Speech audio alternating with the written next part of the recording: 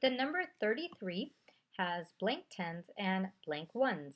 So let's go ahead and write out our number, 33.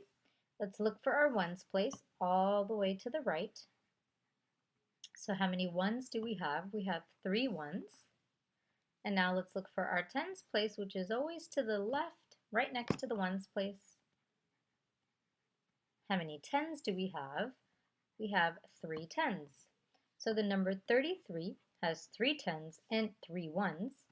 We can also look at an example using some bikes. So let's circle 3 groups of 10. So here's one group of 10. Here's our second group of 10. And here's our third group of 10. So we have 3 groups of 10, so a total of 30. And then we have 3 ones, so that's why we have 3 ones here. So we have a total of 33 bikes, which has 3 tens and 3 ones.